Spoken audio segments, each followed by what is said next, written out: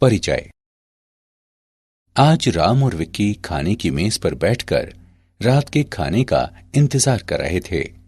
राम ने विक्की से उसे जूस का बर्तन देने को कहा, लेकिन गलती से विक्की का हाथ कुछ बर्तनों पर लग गया, जिससे वे जमीन पर गिर गए।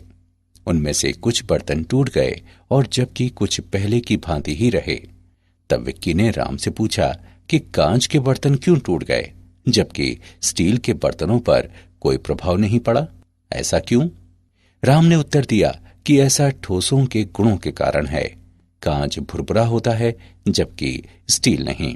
प्रत्येक वस्तु के अपने स्वयं के यांत्रिक गुण होते हैं। छात्रों, तुम निश्चित रूप से इसके बारे में और अधिक जानना चाहोगे, तो आओ ठोसों के यांत्रिक गुणों के विषय में और चर्चा करते हैं। उद्देश्य: इस पाठ के अंत में आप निम्न करने में सक्षम हो जाएंगे।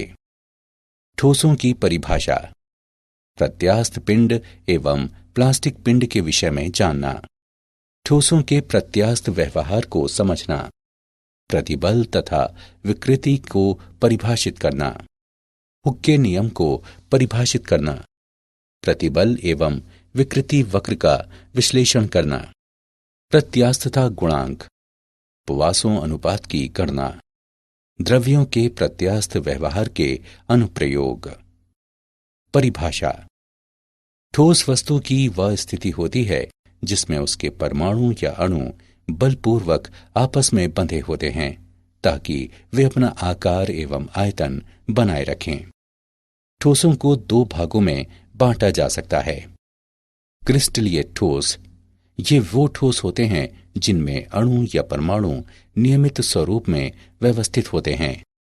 अक्रिस्टलीय ठोस: ये वो ठोस होते हैं जिनमें अणु या परमाणु अनियमित स्वरूप में व्यवस्थित होते हैं।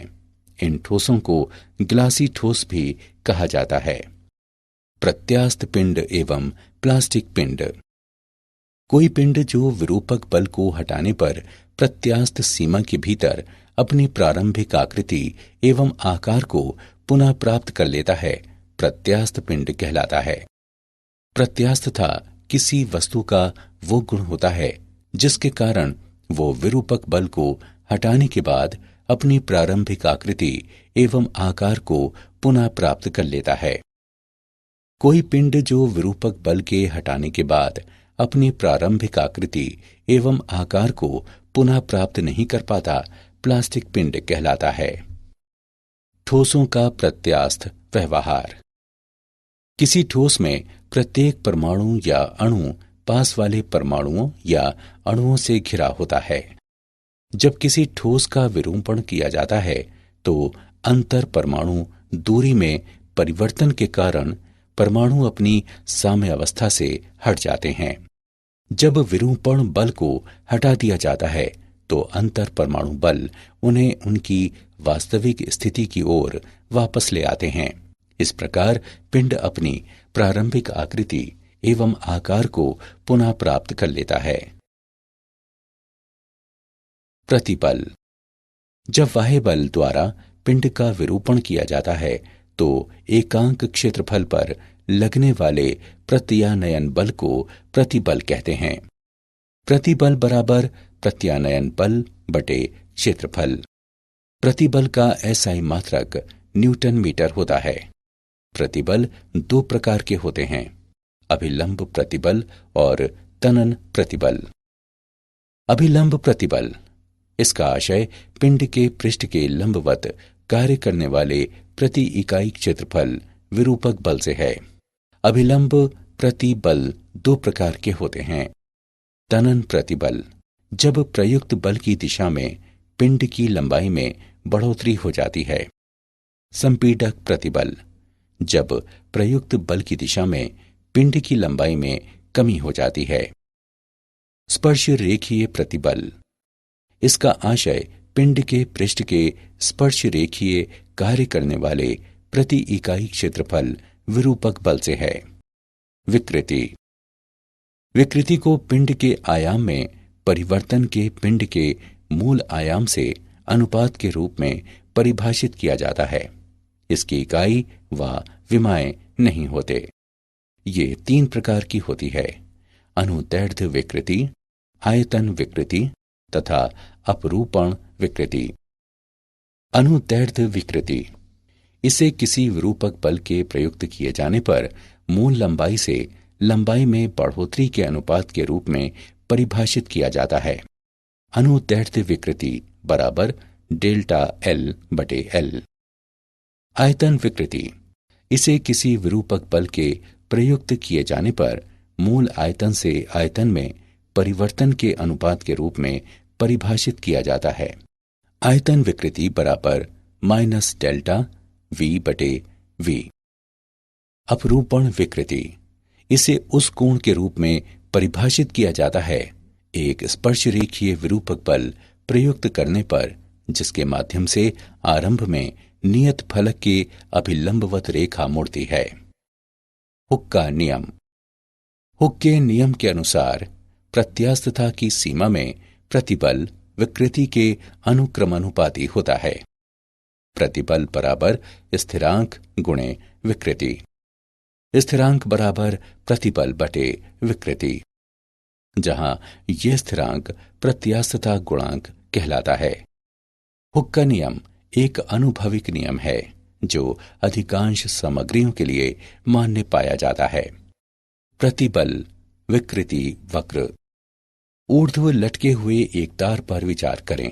जब तार को भार युक्त किया जाता है तो एक प्रतिबल विकसित होता है। लोड करने पर तार की लंबाई बढ़ जाती है और इसलिए विकृति उत्पन्न हो जाती है। वक्र से हम नोट करते हैं कि जब विकृति छोटी होती है तो प्रतिबल विकृति के समानुपाती होता है।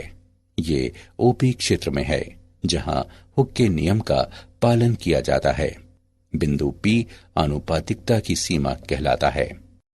PE क्षेत्र में प्रतिबल विकृति के समानुपाती नहीं होता, बल्कि तार अभी भी अपनी मूल लंबाई प्राप्त कर लेता है जब तार पर से लोड हटा लिया जाता है। अतः बिंदु E प्रत्यास्थता सीमा कहलाता है। O से E तक का क्षेत्र तार की सामग्री के प्रत्यास्थ व्यवहार को प्रदर्शित करता है। क्षेत्र EA में विकृति प्रतिबल की तुलना में काफी अधिक तेजी से बढ़ती है। इस क्षेत्र में तनन बल हटा लिए जाने के बाद भी तार अपनी मूल लंबाई पुनर्प्राप्त नहीं कर पाता। A से आगे प्रतिबल में एक छोटी बढ़ोतरी करने पर भी विकृति में बड़ी मात्रा में बढ़ोतरी होती है। बिंदु B से आगे तनन बल हटा लिए जाने पर भी विकृति बढ़ती रहती है और C पर तार टूट जाता है। E से C तक का क्षेत्र तार की धातु के प्लास्टिक व्यवहार को दर्शाता है। प्रत्यास्थता गुणांक। प्रतिबल तथा विकृति के अनुपात को प्रत्यास्थता गुणांक कहते हैं। प्रत्यास्थता गुणांक 3 प्रकार के होते हैं: यंग गुणांक, अपरूपक गुणांक और आयतन गुणांक। यंग के गुणांक को अभिलंब प्रतिबल के अनुदैर्ध्य विकृति से अनुपात के रूप में परिभाषित किया जाता है। इसे y द्वारा निरूपित किया जाता है। y बराबर अभिलंब प्रतिबल बटे अनुदैर्ध्य विकृति बराबर F गुणे L बटे A गुणे डेल्टा L, जहां F बराबर वाह्य अभिलंब बल, डेल्टा L बराबर लंबाई में परिवर्तन, L बराबर मूल लंबाई। अपरूपण प्रतिबल का संगत अपरूपण विकृति से अनुपात सामग्री का अपरूपण गुणांक कहलाता है और इसे G से निरूपित किया जाता है। G बराबर F बटे A गुणे थीटा। यह अवलोकित किया गया है कि अपरूपण गुणांक सामान्यतः यंग के गुणांक से कम होता है। आयतन गुणांक को जलीय प्रतिबल के आयतन विकृति से अनुपात के रूप में परिभाषित किया जाता है और इसे K से निरूपित किया जाता है। K बराबर अभिलंब प्रतिबल बटे आयतन विकृति। K बराबर F बटे A बटे नेगेटिव डेल्टा V बटे V। आयतन गुणांक के व्युत्क्रम को संपीड्यता कहा जाता है। उदाहरण। चलिए प्रत्यास्थता गुणांक का एक उदाहरण देखते हैं। 7 सेंटीमीटर के एक रबर के घन की एक भुजा को स्थिर किया गया है, जबकि 200 केजी भार के बराबर एक स्पर्शरेखीय बल विपरीत फलक पर लगाया गया है। उत्पन्न अपरूपण विकृति तथा विकृत हुए फलक द्वारा तय की गई दूरी ज्ञात करें। रबर के लिए दिया गया दृढ़ता गुणांक 2 गुणे 10 की घात 7 डाइन प्रति सेंटीमीटर वर्ग है। आइए इसका हल देखें। दिए गए मान हैं L बराबर 7 सेंटीमीटर तथा F बराबर 200 किलोग्राम फोर्स।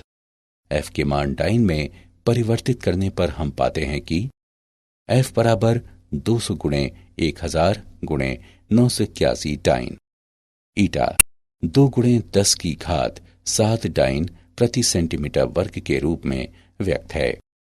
हम जानते हैं कि घन के फलक का क्षेत्रफल A बराबर L वर्ग। L के मान उपरोक्त समीकरण में रखने पर हम पाते हैं कि A बराबर 7 गुणे 7 सेंटीमीटर वर्ग बराबर 49 सेंटीमीटर वर्ग। हम जानते हैं कि ईटा F बटे A थीटा के बराबर है। संगत मानों को रखते हुए हम थीटा के मान की गणना कर सकते हैं, जो बराबर 0.2 रेडियन है। अपरूपण विकृति डेल्टा L बटे L द्वारा व्यक्त है। डेल्टा L बराबर 7 गुणे 0.2 सेंटीमीटर है। गणना करने पर हम पाते हैं कि डेल्टा L का मान बराबर 1.4 सेंटीमीटर है। पॉइजन्स अनुपात। जब हम किसी तार को खींचते हैं तो ये लंबा लेकिन पतला हो जाता है। इसका अर्थ है कि इसकी लंबाई में बढ़ोतरी के साथ इसकी अनुप्रस्थ विमा में अवश्य कमी होती है। किसी दी गई सामग्री के लिए नियतांक पार्श्विक विकृति और अनुदैर्ध्य विकृति को पॉइजन्स अनुपात कहा जाता है। V बराबर एप्सिलॉन डैश बटे एप्सिलॉन। यहाँ V पॉइजन्स अनुपात है। द्रव्यों के प्रत्यास्थ व्यवहार के अनुप्रयोग। कुछ सामग्रियां विरूपक बल हटा लिए जाने के बाद अपना मूल स्वरूप फिर से प्राप्त कर लेती हैं।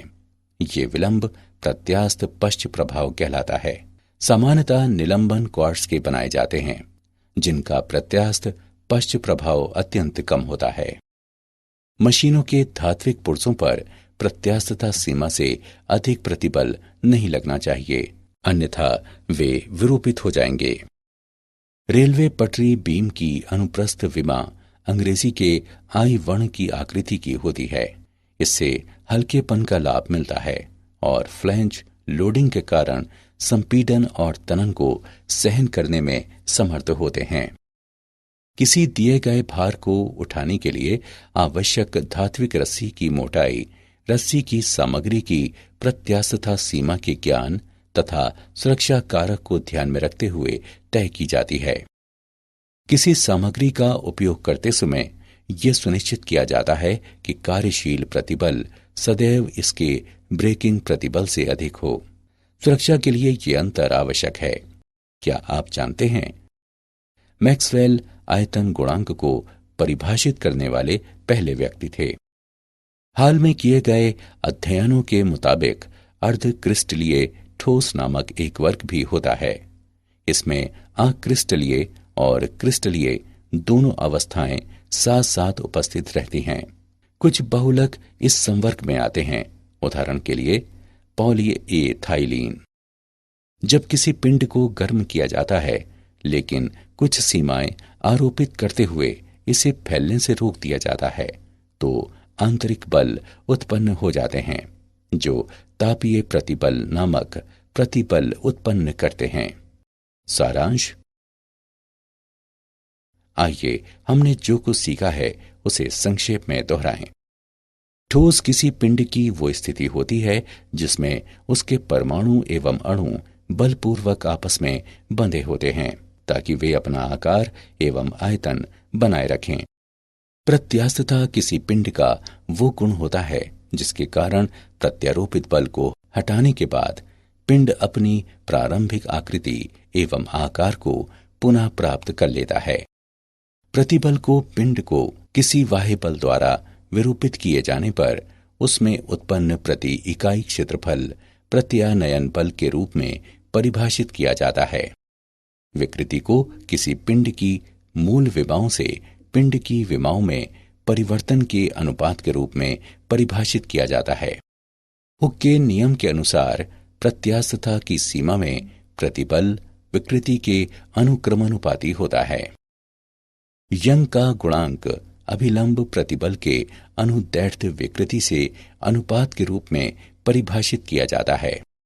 अपरूपण प्रतिबल का संगत अपरूपण विकृति से अनुपात सामग्री का अपरूपण गुणांक कहलाता है। आयतन गुणांक अभिलंब प्रतिबल के आयतन विकृति से अनुपात के रूप में परिभाषित किया जाता है। किसी